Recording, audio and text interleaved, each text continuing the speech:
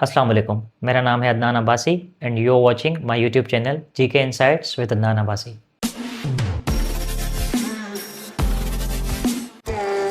आज की मेरी ये वीडियो ना कि सिर्फ एफआईए या दीगर गवर्नमेंट डिपार्टमेंट्स की तैयारी करने वाले एस्पिरेंट्स के लिए है, बल्कि अगर कोई 5 क्लास का स्टूडेंट या कोई ग्रेजुएट स्टूडेंट इस वीडियो को देखेगा तो ये उन दोनों के लिए बहुत ही फ्रूटफुल होगी। आज की वीडियो में हम सीखेंगे map projection, political map of the world, उसके कुछ मेजर रीजन्स, उसकी इम्पोर्टेंट कंट्रीज़ और उन कंट्रीज़ के जो इम्पोर्टेंट फीचर्स है वो हम डिटेल में डिस्कस करेंगे इस वीडियो में। So stay with me till the end of the video. अच्छा जी, आज की जो हमारी ये वीडियो है this is about map projection. आज हम political map of the world को प्रोजेक्ट करेंगे। वर्ल्ड मैप, उसके मेजर रीजन्स, इम्पोर्टेंट कंट्रीज़ और उसके साथ साथ उन कंट्रीज़ की या जो वाटर बॉडीज़ हैं उनकी क्या करैक्टरिस्टिक्स हैं।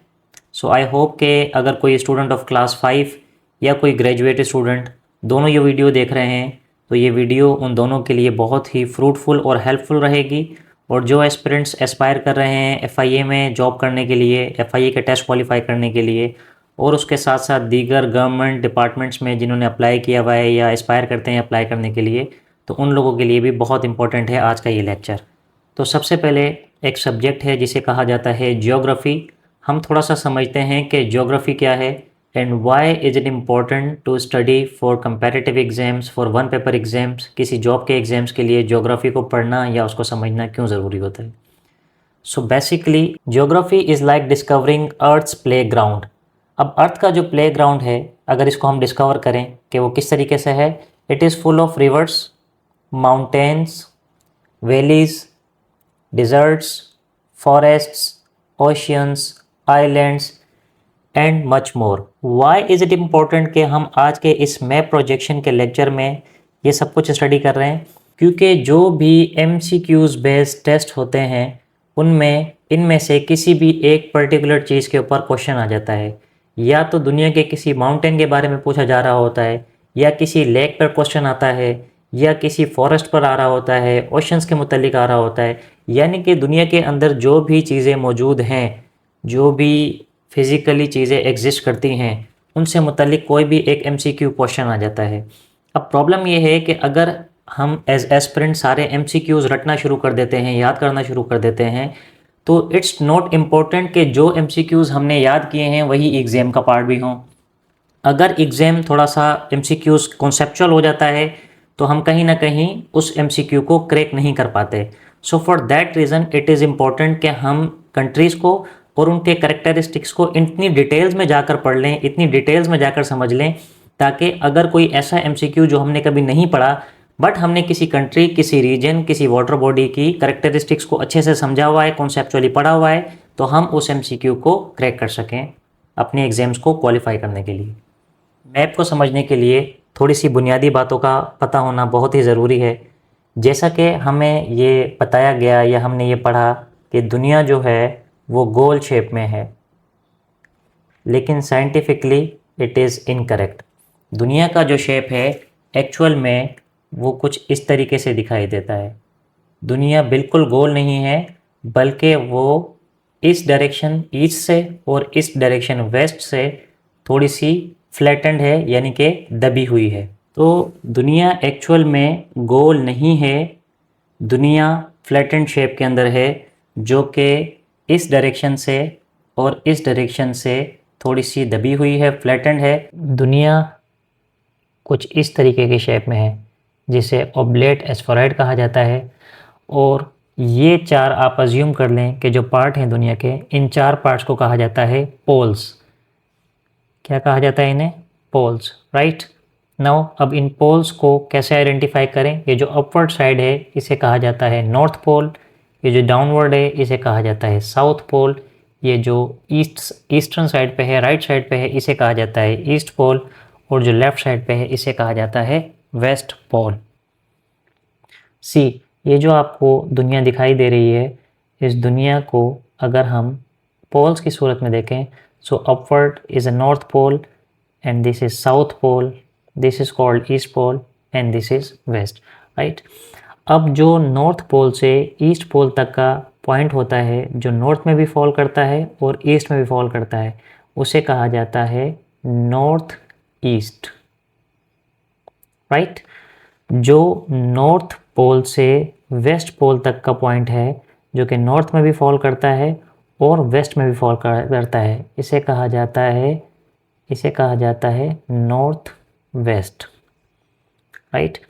जो पार्ट साउथ से लेकर ईस्ट तक है, जो कि साउथ में भी फॉल करता है और ईस्ट में भी फॉल करता है, इसे कहा जाता है साउथ ईस्ट। जो पार्ट साउथ में भी फॉल करता है और वेस्ट में भी फॉल करता है, इस पार्ट को कहा जाता है साउथ वेस्ट। तो ये फर्स्ट टाइम अगर कोई सुन रहा है या पढ़ रहा है उसके लिए थोड़ा सा डिफ़िकल्ट हो सकता है, बट हम इसको एक मरतबा फिर से प्रैक्टिस कर लेते हैं।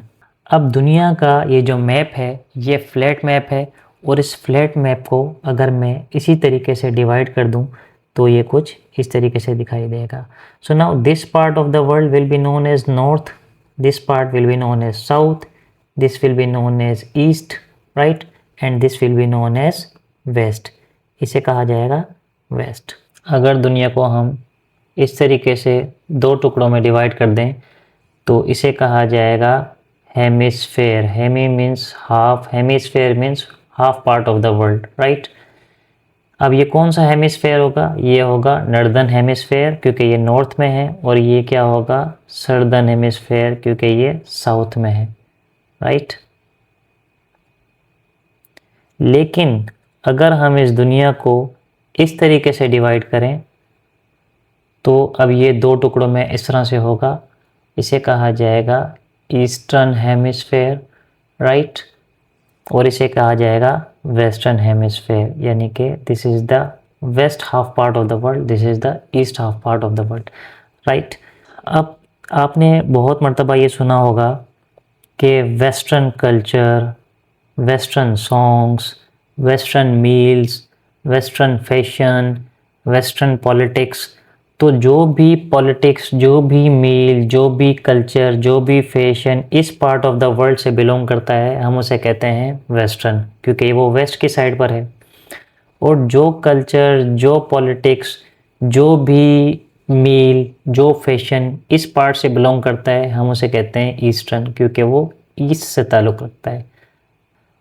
एक और बात हमें याद रखनी है कि दुनिया का जो नॉर्दर्न पार्ट है, राइट, दुनिया का जो नॉर्थ है कुछ इस तरीके से, और इंक्लूडिंग सदर्न ये वाला पार्ट, ये थोड़ा सा खुशहाल पार्ट है, ये थोड़ा सा वेल डेवलप्ड पार्ट है कंपैरेटिवली दुनिया के साउथ वाले पार्ट से। इसे कहा जाता है ग्लोबल नॉर्थ। हम इसको डिटेल में भी पढ़ेंगे, लेकिन फ़िलहाल के लिए इतना समझ लें। और इसे कहा जाता है ग्लोबल साउथ, राइट, क्योंकि ये वेल डेवलप्ड हैं और ये लेस डेवलप्ड हैं कंपैरेटिवली नॉर्दर्न कंट्रीज से। सो global north and global south. हम अपनी आने वाली वीडियो में डिटेल में पढ़ेंगे इन तमाम एशियन कंट्रीज़ और इनके जो भी मेजर करैक्टरिस्टिक्स हैं, जो भी फ़ीचर हैं, हम वो सब के सब एक एक करके पढ़ेंगे ताकि हमारी एक अच्छी नॉलेज बिल्डिंग हो जाए। उसके साथ साथ अफ्रीकन कंट्रीज़ को भी पढ़ेंगे, यूरोपियन कंट्रीज़ को भी पढ़ेंगे, राइट, नॉर्थ अमेरिकन कंट्रीज़ को पढ़ेंगे, साउथ अमेरिकन कंट्रीज़ को पढ़ेंगे, ऑस्ट्रेलिया यानी कि ओशियाना की जो कंट्रीज़ है वो हम पढ़ेंगे। उसके साथ साथ इन कंट्रीज़ के अंदर जो भी पॉलिटिकल फिगर्स हैं हम उनके बारे में पढ़ेंगे, इन कंट्रीज़ की ज्योग्राफी को पढ़ेंगे, इन कंट्रीज़ के जो मेजर ज्योग्राफिकल फीचर्स हैं including mountains, rivers, lakes, valleys, इन कंट्रीज़ की जो इकोनॉमिक एक्टिविटीज़ हैं, इन कंट्रीज़ की जो प्रोडक्शन है, ये कंट्रीज़ क्या ज़्यादा इंपोर्ट करते हैं, ये कंट्रीज़ क्या इंपोर्ट करते हैं, किस कंट्री का कितना किरदार है इस दुनिया के अंदर, दुनिया की 10 बड़ी इकोनॉमीज़ कौन सी हैं, दुनिया की 10 बड़ी कंट्रीज़ बाय एरिया कौन सी हैं, बाय पॉपुलेशन कौन सी है, और इनके अंदर कौन कौन से रेशल ग्रुप्स रहते हैं। तो ये सारी चीज़ें इन डिटेल पढ़ेंगे हम अपने आगे आने वाली वीडियोज़ के अंदर। अच्छा जी, ये जो आपको स्क्रीन पर मैप दिखाई दे रहा है ये है political map of the world, और इस मैप को आप इस तरीके से इसलिए देख रहे हैं क्योंकि ये एक फ्लैट मैप है, राइट। दुनिया का जो शेप है मैंने आपको पहले भी बताया कि वो ओब्लेट स्फेरॉइड है, लेकिन उस दुनिया के शेप को अगर फ्लैट कर दिया जाए तो कुछ इस तरीके से दिखाई देगा, आपको इस तरीके से व्यू होगा दुनिया का मैप, राइट। अब समझने की चीज़ ये है, बेसिक चीज़ों को डिस्कस करते हैं, फिर हम मेन टॉपिक से बात करेंगे कि ये सारा का सारा जो भी आपको स्काई ब्लू कलर नज़र आ रहा है, ये स्काई ब्लू कलर, ये सारा का सारा दुनिया में पानी है और इन पानी को कहा जाता है ज्योग्राफिकल लैंग्वेज में water bodies, right. So they are water bodies और इन वाटर बॉडीज़ के भी नाम रखे गए हैं। So there are 5 major water bodies in the world, और वो 5 मेजर वाटर बॉडीज़ कौन कौन सी हैं वो मैं आपको बता देता हूँ। Number 1 is called Pacific ocean, right. ये जो मैं पार्ट हाईलाइट कर रहा हूँ इसे कहा जाता है पैसिफिक ओशन। ये जो पार्ट है, ये जो वाटर बॉडी है, ये जो एस शेप है, इसे कहा जाता है अटलांटिक ओशन, राइट। ये जो पार्ट ऑफ द वर्ल्ड है, जो वाटर बॉडी है, इसे कहा जाता है इंडियन ओशन। ये जो साउथ में है इसे कहा जाता है सर्दर्न ओशन, और ये जो वाटर बॉडी है, ये जो पानी का टुकड़ा है, इसे कहा जाता है Arctic Ocean. So there are 5 main water bodies in the world. दुनिया में 5 बड़ी वाटर बॉडीज़ हैं जिन्हें हम जानते हैं पैसिफिक ओशन के नाम से, अटलांटिक ओशन के नाम से, इंडियन ओशन के नाम से, सर्दर्न ओशन के नाम से और आर्कटिक ओशन के नाम से, राइट। इसे याद करने के लिए एक ट्रिक भी बताई जाती है, और वो ट्रिक कुछ इस तरीके से है, पैसा, राइट। पैसा का मतलब क्या होगा, Pacific, Atlantic, Indian, southern and Arctic ocean. अब बात करते हैं ज़मीन के खुश्क टुकड़ों की। दुनिया के अंदर जो भी खुश्क टुकड़े हैं, ये जो हाईलाइट मैं कर रहा हूँ, इन्हें कहा जाता है ज्योग्राफिकल लैंग्वेज में लैंड मास। अब इन लैंड मास के भी हमने नाम रखे हुए हैं।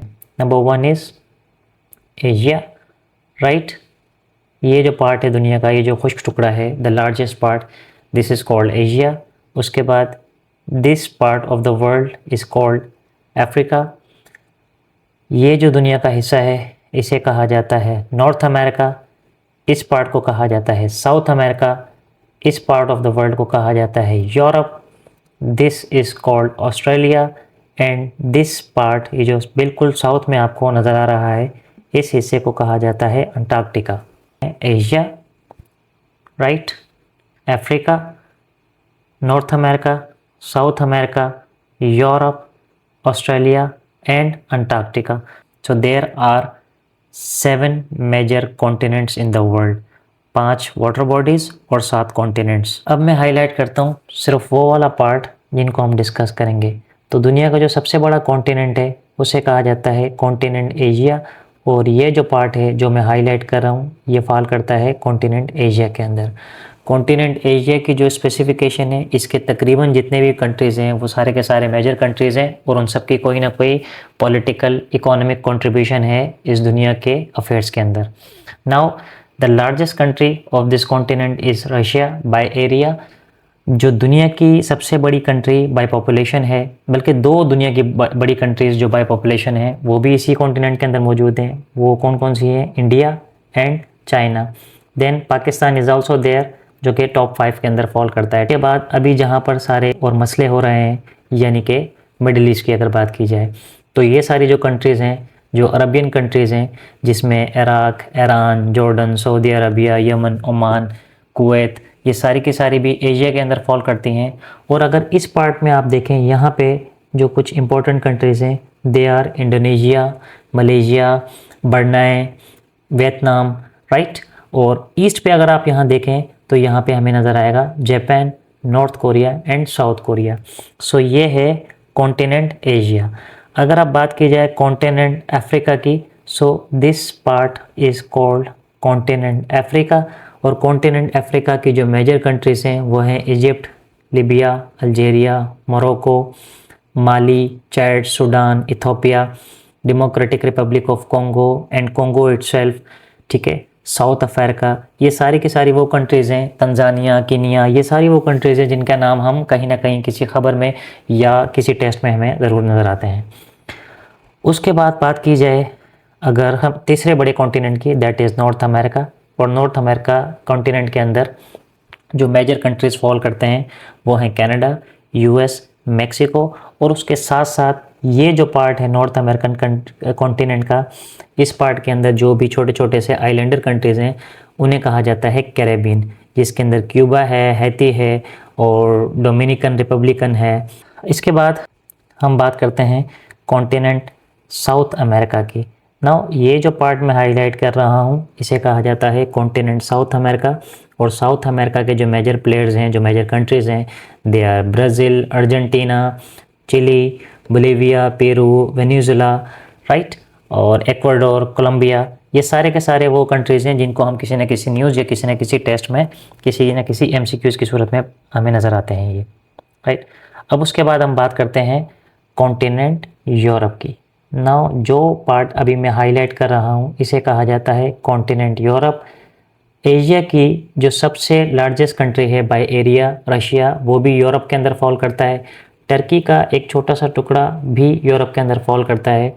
और जो कंट्री किसी एक से ज़्यादा कॉन्टिनेंट के अंदर फॉल करती है उस कंट्री को कहा जाता है transcontinental country. Transcontinental country, right. अगर यूरोप की बात करें तो ये सारे यूरोपियन कंट्रीज़ हैं। और यूरोपियन कंट्रीज़ की जो मेजर कंट्रीज़ हैं कि वो है UK, right, France, Spain, Germany, Poland और ये सारी के सारी स्कैंडिनेवियन कंट्रीज जिसमें Norway, Sweden, Finland, right, Romania, Ukraine. अभी रशिया यूक्रेन का जो कॉन्फ्लिक्ट है उसको आप समझ सकते हैं कि Ukraine is an important country in Europe. उसके बाद हम देखते हैं कॉन्टिनेंट ऑस्ट्रेलिया को। और कॉन्टिनेंट ऑस्ट्रेलिया के अंदर ये जो पार्ट मैं हाईलाइट कर रहा हूँ, जो मेजर कंट्रीज़ हैं, they are Guinea, Australia and New Zealand. और इसके अलावा बाकी जितने भी छोटे छोटे से कंट्रीज़ हैं they are islander countries like Kiribati, Marshall Islands, Solomon Islands. तो ये सारे आइलैंडर कंट्रीज़ हैं। इसके बाद जो कॉन्टिनेंट हम डिस्कस करेंगे वो कॉन्टिनेंट है कॉन्टिनेंट अंटार्कटिका। और अंटार्कटिका के अंदर कोई कंट्री नहीं है, ये सारा फ्रिजिड है, सारा फ्रोज़न है, यहाँ पे सारी बर्फ़ है और कोई कंट्री, कोई लाइफ एग्जिस्ट नहीं करती। सिर्फ़ और सिर्फ जो वहाँ की मैरीन लाइफ है या फिर जो पेंगुइन्स वगैरह या इस तरह के जो स्पीशीज़ हैं जो कि सर्वाइव कर सकते हैं, पोलर बेयर वगैरह। तो जो रिसर्च बेस्ड जो जगहें हैं जहाँ पे रिसर्च के लिए जाते हैं, क्योंकि वहाँ का जो टेम्परेचर है वो बहुत ही कोल्ड होता है, सो फॉर दैट रीज़न वहाँ पर कोई मेजर पॉपुलेशन नहीं रहती। अब इन तमाम कॉन्टिनेंट्स को थोड़ा सा और बाइफरकेट करके देखते हैं कि ये जो पार्ट जिसको मैंने एशिया कहा, एशिया का जो ये वाला पार्ट है जो आपको ऊपर की साइड दिखाई दे रहा है, नॉर्थ की साइड दिखाई दे रहा है, इसे कहा जाता है नॉर्थ एशिया, जो कि रशियन कंट्री आती है इसके अंदर। उसके बाद ये 5 कंट्रीज़ जो तान वाली कंट्रीज़ हैं, कज़ाकिस्तान, उज़्बेकिस्तान, तुर्कमेनिस्तान, किर्गिस्तान और ताजिकिस्तान, इन्हें कहा जाता है central Asian countries, right, central Asia. उसके बाद ईस्ट एशिया के अंदर क्या क्या आ जाता है जी? चाइना आ जाता है ईस्ट एशियन के अंदर, क्योंकि ये eastern part of the world में है। नॉर्थ कोरिया आ जाता है, साउथ कोरिया एंड जापान। इसके बाद हम बात करते हैं साउथ एशियन कंट्रीज़ की, जिसमें पाकिस्तान, इंडिया, नेपाल, भूटान, बांग्लादेश, श्रीलंका एंड मालदीव्स हैं। कुछ राइटर्स ने अफ़गानिस्तान को भी साउथ एशियन कंट्री को एज टाइटल किया हुआ है अपनी बुक्स में, but however we consider this 7 countries in South Asia. उसके बाद साउथ ईस्ट की साइड पे अगर हम देखें तो हमारे पास जो कंट्रीज़ हैं they are Myanmar, Thailand, Laos, Cambodia, Indonesia and Malaysia. ये कुछ मेजर, फिलीपींस एज वेल, ये कुछ मेजर कंट्रीज़ है जो साउथ ईस्ट की साइड पर हैं। और वेस्ट एशिया में अगर देखें तो ये सारी अरब कंट्रीज़ हैं जो कि फॉल करती हैं, including Saudi Arabia, Yemen, Oman, UAE, Iraq, Qatar, Turkey, Iran as well. तो ये सारी की सारी जो कंट्रीज़ हैं ये वेस्ट एशिया के अंदर फॉल करती हैं। नेक्स्ट हम देखेंगे कॉन्टिनेंट अफ्रीका को। कॉन्टिनेंट अफ्रीका वैसे इसे कहा जाता है डार्क कॉन्टिनेंट, और बहुत ज़्यादा कोई किसी ख़बर या बहुत ही ज़्यादा किसी टेस्ट में हमें नहीं दिखाई देती, लेकिन कुछ ऐसी मेजर कंट्रीज़ हैं अफ्रीका की जो कि ज़ेर बहस हैं और एग्ज़ाम्स में भी उनके बारे में पूछा जाता है। सो फर्स्ट ऑफ ऑल ये नॉर्थ अफ्रीका की जो कंट्रीज़ हैं, ये countries Egypt, Libya, Algeria, Tunisia, Morocco, ये वो कंट्रीज़ हैं जो किसी टेस्ट में इनके बारे में पूछा जा सकता है। उसके अलावा यहाँ अगर आप ईस्टर्न साइड पे देखेंगे, ईस्टर्न अफ्रीका में देखेंगे तो Somalia, Ethiopia, right, South Sudan, so they are the countries, Kenya, Tanzania. उसके बाद साउथ में अगर आप देखेंगे तो साउथ अफ्रीका है, नमीबिया है, बोस्टवाना है, जिम्बाब्वे है। सो ये कंट्रीज़ एरे बेस आ सकती हैं। और ये एक आइलैंडर कंट्री है जो कि है मदागास्कर, राइट। वेस्ट पे अगर आप देखेंगे तो यहाँ पर सेनेगल है और सीरा लियोन है, इस तरह की कंट्रीज़ फॉल करती हैं। So that's all about Africa. अब अफ्रीका को डिटेल में हम अपने कॉन्टिनेंट्स वाले चैप्टर में पढ़ेंगे। Now we will discuss continent Europe. So this part of the world is called और नोन एज यूरोप। यूरोप की जो मेजर कंट्रीज़ हैं वो है UK, right, Germany, France, Spain, Italy, उसके साथ साथ यूक्रेन, पोलैंड, ये सारी की सारी तकरीबन जो कंट्रीज़ हैं, और Scandinavian, Norway, Scandinavian like Norway, Finland, Sweden, Denmark, they are the major players in Europe. और पार्ट ऑफ टर्की, ये जो छोटा सा एक पार्ट है टर्की का, ये भी यूरोप के अंदर फॉल करता है, right. So that's about continent Europe. North American continent जो आपको आपकी स्क्रीन पे नज़र आ रहा है, मैंने आपसे पहले भी डिस्कस किया है कि नॉर्थ अमेरिकन कॉन्टिनेंट में जो 3 मेजर कंट्रीज़ फॉल करती हैं, they are Canada, United States of America and Mexico. उसके अलावा ये जो छोटे छोटे से आपको कंट्री नज़र आ रहे हैं, ये सारे के सारे आइलैंडर कंट्रीज़ हैं, और इन्हें कहा जाता है कंबाइंड, इन्हें कहा जाता है Caribbeans, right. So that's about North America. और हम इसकी जो डिटेल्स हैं वो अपने कॉन्टिनेंट्स वाले चैप्टर में पढ़ेंगे। This is the map of South America.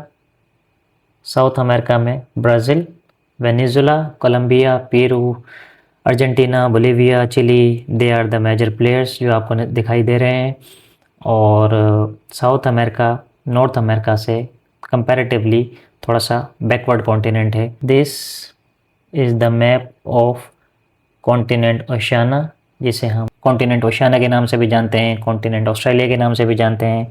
और इस कॉन्टिनेंट के अंदर छोटे छोटे से बहुत से जो आइलैंडर कंट्रीज़ हैं ये फॉल करते हैं, बट जो मेजर प्लेयर्स हैं they are Australia, New Guinea and New Zealand. And last but not least, जो कॉन्टिनेंट हम देख रहे हैं इसे कहा जाता है कॉन्टिनेंट अंटार्कटिका। अंटार्कटिका मैंने आपको पहले भी बताया कि अपने एक्सट्रीम कोल्ड टेम्परेचर की वजह से फ्रिजिड है। यहाँ की जो मैरीन लाइफ है, या फिर जो पेंगुइन्स हैं, या फिर पोलर बेयर्स हैं, उनका ही सर्वाइवल है। और साइंटिस्ट रिसर्च और डिस्कवरी के लिए जाते हैं, एक्सप्लोरेशन के लिए जाते हैं अंटार्कटिका। आई होप आज की इस वीडियो से आपको बहुत कुछ सीखने का मौका मिला होगा। अगर आप चाहते हैं कि इस तरह की मोर इन्फॉर्मेटिव वीडियोस आपके साथ शेयर की जाएं, so please do like this video, subscribe to my channel and press the bell icon. Thank you.